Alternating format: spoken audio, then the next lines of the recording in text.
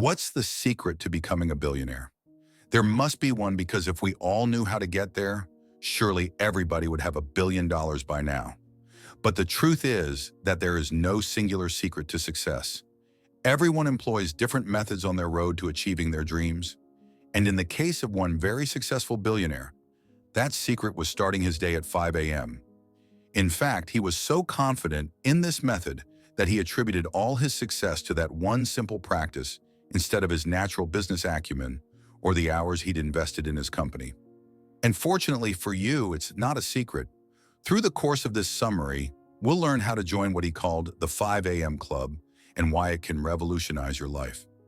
We'll even take a look at some interesting facts like why slowing down your brain is so important, why early mornings are key for jumpstarting your day, what a successful morning routine looks like. Chapter 1. The 5 a.m. Club. For the purpose of this summary, let's imagine a group of people, and let's say their roles are similar to those of the members of the Breakfast Club. We have an entrepreneur who feels his life lacks purpose. We have a frustrated artist who's trying to spark their creativity. And last but not least, we have a billionaire mentor, a wacky character with some unconventional success secrets to share. So let's say they all meet at a professional conference which centers around a keynote speaker known as the Spellbinder, a business guru renowned for his ability to captivate audiences and impart life-changing success tips. So following the keynote speech, the billionaire approaches our artist and entrepreneur in disguise. Rather than dressing like a billionaire, he was in fact severely underdressed for the occasion. But this too was part of a calculated strategy to remind himself and others that money isn't everything and that you can't judge someone's wealth or worth by their appearance. He often dressed as though he was very poor indeed. Given his appearance, you can imagine the others' surprise when he told them that he'd made a fortune by following the Spellbinder's advice, and that the Spellbinder was actually his personal mentor. Already intrigued, the two listened as he told them how the Spellbinder had taught him that many people want extraordinary things to happen to them, but that truly great people understand they can create those extraordinary events themselves. So when he told them that the key to unlocking an extraordinary future lay in one tip that was more important than anything else, they couldn't wait to find out what it was. They were even more surprised when he told them that the secret was as simple as crafting a world-beating morning routine. But when the billionaire offered to teach them everything he knew the next day, if they met him at 5 a.m., they jumped at the chance. And that's how their journey began. Chapter 2. Elite performers get up at 5 a.m. Like most of us, our artist and entrepreneur weren't used to getting up that early in the morning, and they listened blearily as their new mentor told them that getting up at 5 a.m. had taught him to break free of the mediocrity that so easily ensnares people. He also informed them that rising at this hour had enabled a number of successful people to revolutionize their productivity and rise to the top of their game, including such notable greats as Mozart and John Grisham. Here's why it works. We all have a limited amount of mental energy for each day. Think of it as your cognitive bandwidth. That limited bandwidth gets occupied by a variety of conflicting sources throughout the day. From the moment you wake up, everything from your job and your relationships to the news and social media are demanding your attention. These constant demands leave us feeling pressured to multitask, ping-ponging our attention back and forth from one thing to another, so that our ability to focus on one consistent thing is severely weakened. But by lunchtime, we've already been inundated with so many demands that our ability to focus on anything is almost depleted. But starting your day at 5 a.m. effectively hotwires your brain so you can maximize your focus. That's all thanks to the concept of transient hypofrontality. Put simply, this means that when you wake up at 5 a.m., your brain's prefrontal cortex, which processes rational thought, is temporarily impaired.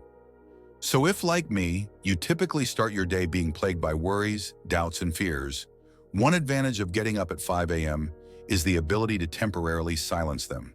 And as an added bonus, during this time of day, your brain is pre-programmed to stimulate the production of dopamine and serotonin, both of which will make you happier and give you a more peaceful start to the day. So when you minimize unproductive thoughts and negative self-talk and replace them with energy, peace, and productivity, It stands to reason that you'll enter a natural state of flow in which you're happier and more focused. And if you start your day with that kind of boost, there's no limit to what you can accomplish.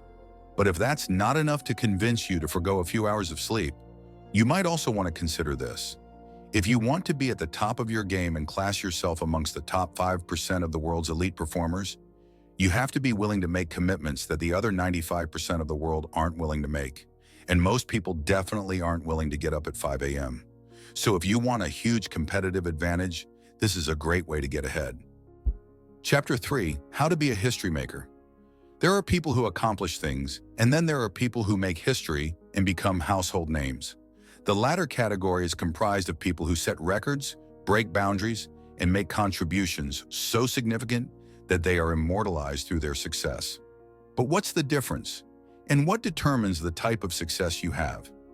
According to our billionaire mentor, a history maker is defined by their 4 areas of focus.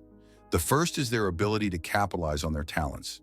This doesn't mean that they're the most talented people, but rather that they make the most of what they have. So instead of comparing your gifts to someone else's and assuming you don't have what it takes, capitalize on the talents you do have and use them to make a difference. The second key area of focus is the ability to free yourself from distractions. This is especially vital because it's probably the #1 problem that holds people back. And whether your distraction comes in the form of social media addiction or a toxic relationship that drains you of your energy, neither of these distractions can remain in your life if you want to be a winner. So to cultivate a winning worldview, it's crucial that you focus, simplify, and concentrate. Start by eliminating multitasking from your life and become a purist instead. Devoting your attention only to a few key projects instead of spreading yourself thin between loads of little tasks throughout the day. It's also vital that you eliminate distractions, so take an aggressive spring cleaning approach to the mental clutter of your life. Turn off notifications when it's inhibiting your focus. Cancel activities that don't add joy and value to your life. And most importantly, give yourself a distraction-free hour to jumpstart your day by joining the 5 a.m. club. Thirdly, it's also important to understand the power of day stacking.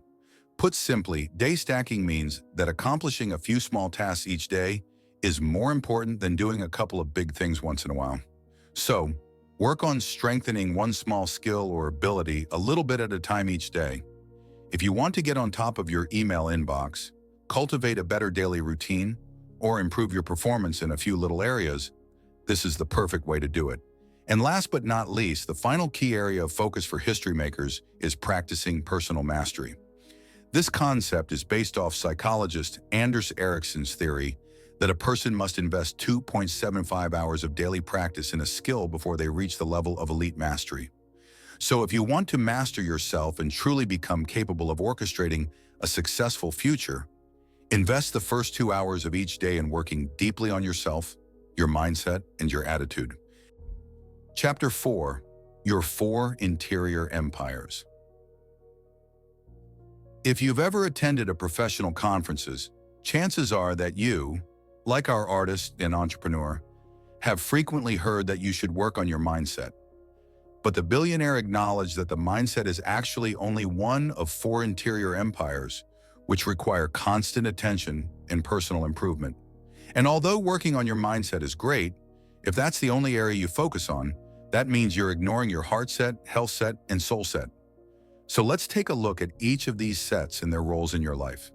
Your heart set is exactly what it sounds like. It's the state of your emotional well-being. And because each of your 4 interior empires are connected, the strength and stability of your mindset doesn't matter if your heart set is in shambles. And even though Sigmund Freud has largely been discredited, he was right when he asserted that unexpressed emotions will never die. They are buried alive, and they will come forth later in uglier ways. So if you consider that truth and the impact that emotional instability can have on your life, it follows naturally that when you develop your emotional well-being, you're laying the foundation for a healthier, more stable life across the board.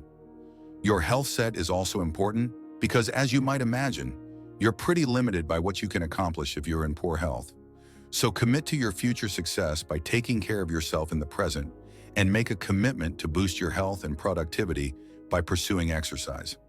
The physical and emotional benefits of exercise are well documented, but it doesn't hurt to be reminded that exercise can increase the flow of positive hormones and reduce stress, both of which can greatly benefit your personal life and career.